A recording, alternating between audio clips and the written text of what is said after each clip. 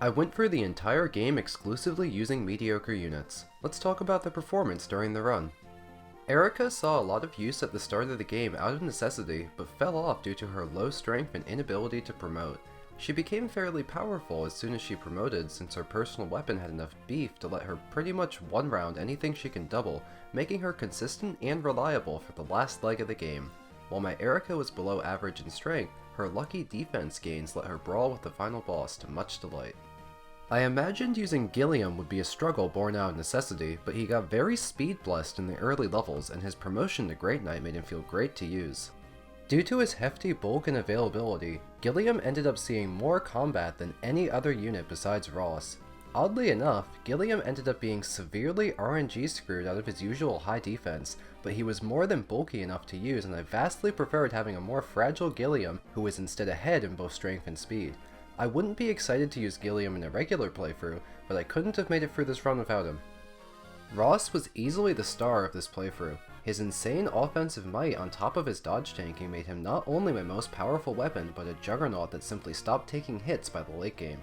Securing 166 kills, he saw more combat than any other unit this playthrough.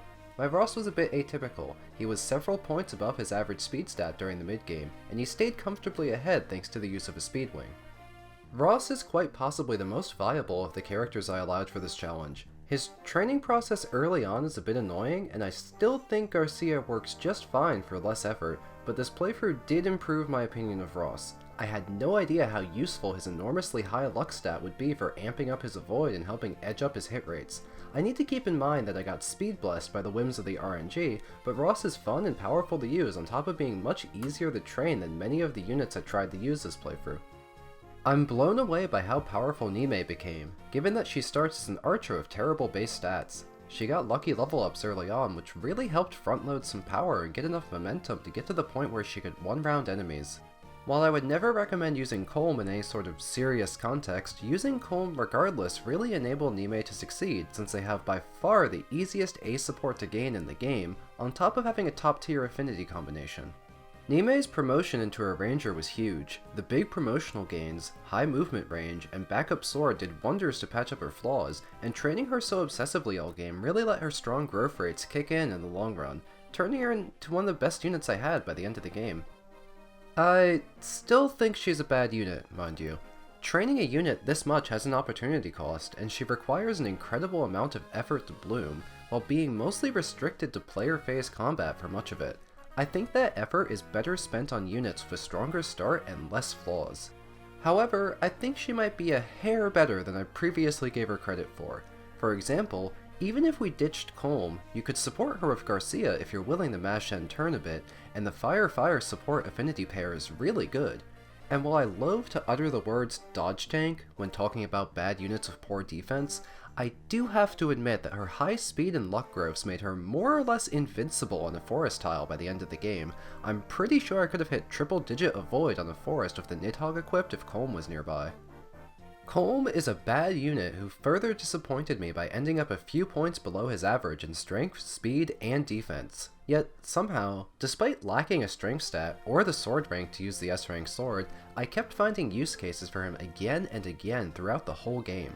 Of all the genuinely bad units I deployed, Colm was the one who outperformed my expectations because he was carried by support bonuses and never failed to fish for a lucky crit when I needed him to kill something he could handle.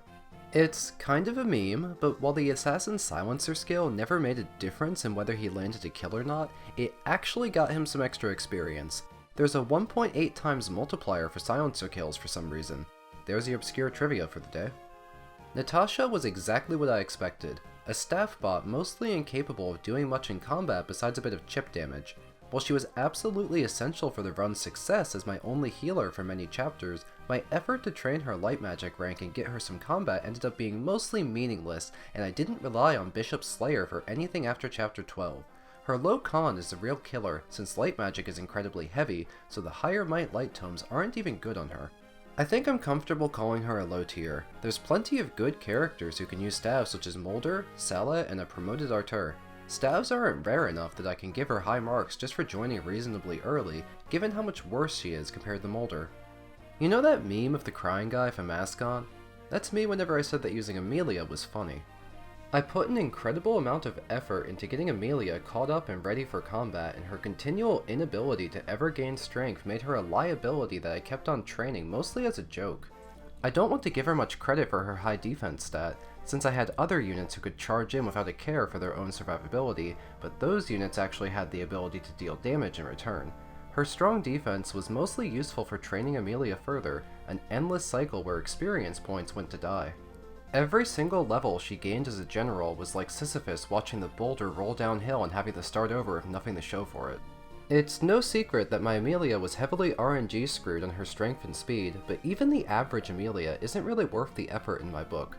Going general was done as a joke. While it nets you the biggest promotional gains, it was pretty frustrating to use a 5-move unit even in my army. An army with more flyers and paladins in it would leave her completely in the dust. You can and should put her on a horse, but you should probably just train any other cavalier instead, since her growths actually aren't that great outside of her luck stat and don't justify how far behind she starts in comparison. 35% strength growth isn't a good look. While defending this point in favor of Amelia feels like pulling teeth, the average Amelia's high luck and speed does give her pretty high avoid in the late game. The dodge tank armor meme isn't just made up. This may be a big reason why people that grind her so hard have such a high opinion of her, but these are people who generally go to the Tower of Valni for EXP, which trivializes the game to the point where I no longer care about which units are bad or good. Marissa was completely useless during her time as a Myrmidon, which is unsurprising considering she's a worse Joshua that I recruited 5 chapters later. The biggest challenge was training her sword rank. She couldn't enemy phase much, and joining with a D rank in swords as late as she does is not a good look. It took a lot of effort and an energy ring, but she improved dramatically as a swordsmaster and finally started to hold her own as a decent unit who could get kills, and she put the S-rank sword to good use in the last couple chapters at least. I truly believe that this unit is bottom tier. She's vastly outclassed by the other sorties, and she requires a mountain of effort to get to a point where she can kill, and she'll still be fragile, locked to one range, and stuck walking everywhere on foot. She's not even a good candidate if you love to grind support ranks, since Ice Affinity is the worst offensively, lacking both damage and crit. I managed to get her functioning, but I don't recommend it. I did everything I could to train this unit, including somewhat dishonest grinding with a barrier staff, and she only attacked a grand total of 3 times in the whole campaign. I'd give her more credit for having a horse, but FE8 nerfed troubadours, cutting them down from 7 to 6 move. To be honest, I think she's firmly in bottom tier. We had a use for her since I had a severe lack of staff units at the time, but a normal playthrough should use pretty much anyone else for staves because there's not enough time to get La Rochelle enough experience to where she can help in combat, despite the fact that her growths are actually kind of good. I'm not going to lie, Dozla was not fun to use and he was the first unit that I dropped. He lacked the comedic value of units like Amelia and doesn't have great long-term prospects when trained.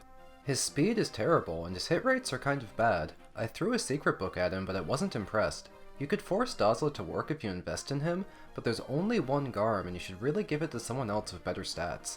He wasn't even very helpful to use as a low effort filler deploy since just about anybody you train will end up much stronger than him. I did have him traverse mountains a couple times, but it was mostly as a joke. I do think this unit kinda sucks. I figured Ewan would be just a second Knoll. Bad at combat, but promoted at level 10 and worth bringing along for utility, and oh boy was I surprised by what I ended up with.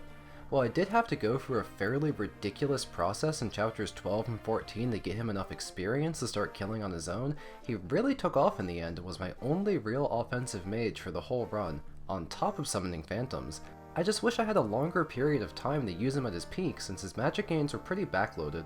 If you play the game more efficiently, Ewan is unusable, but mine turned out to be a fantastic unit given the effort I put in. The S-rank Dark Tome is pretty bad since it lacks an effective damage multiplier like every other S-rank weapon, but even that was useful for chipping in heavy damage on Leon. Ewan was a delight to use from around chapter 15 to the endgame. Renek's main use was to dig in the sand for items. Yeah, he didn't fight. He didn't really have the damage to kill anything, and it's not like training will help him very much. I didn't even have him open many chests because you can buy chest keys. He barely has a use case, even in a low tiers run. Noel's stats suck, but I really like the summoner class. It helps you advance with less risk since the phantoms help spread out incoming damage. Noel's combat stats are terrible and his hit rates hover around 80% at best, but I sure appreciated having him around. So, is this unit actually a low tier? I had never used her before and I had no idea what it would be like. Myrrh burned through half of her Dragonstone in the training process, so she only really actually helped for a grand total of 2 chapters after that before running out of charges. I suppose this highly restrictive use is why she's low tier compared to units who can fight all campaign, but I can't get used to calling an invincible super weapon low tier just because you can run out of gas. Seriously, she had a 35 in both defenses and was hitting monsters for 60 damage. What the hell was that? I think the way I used her made the run more fun, however. Chapter 20 is an endless snooze fest if you kill every single monster the hard way and walk to the boss. I'm very grateful for my ability to clear the chapter in fewer than like 70 turns. I think that benching her for final was the right move. It wouldn't have been nearly as satisfying to end this playthrough by having Myrrh one-shot endgame bosses with a crit. Watching my army of low tiers band together to take down the bosses in a flurry of blows was far more entertaining for me, and I would have had to bench someone I used all game to bring along Myrrh instead, who had all of 4 uses left on her Dragonstone. Syrene was basically just an Uber driver for 2 chapters. I'll give her a 5 out of 5 star rating. I wouldn't want her to get in trouble with Uber. 1 out of 5 stars for combat, however. Her only notable fight was one-rounding a Shadow Shot Gorgon in chapter 18, and those guys are built like wet tissue paper. Here's a rough organization of how impactful each unit was on the run. They're not ordered left to right, just vertically. This isn't a measure of their endgame power, but more of an idea of what they did over the course of the entire campaign. The main exception, of course, is Amelia. Amelia technically saw a lot of combat and could be considered to be impactful in that regard, but a lot of this combat was mostly for the purpose of training her, a process that had absolutely zero payoff.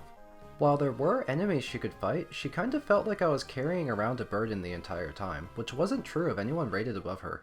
Units like Ewan and Marissa were a burden to train, but blossomed into powerful units by the very end of the game, and units like Colm were carried by the support bonus. While Amelia was able to get late game kills with the Vidofnir, it's only because I had it taken away from Gilliam. Gilliam would have been a far better use of it.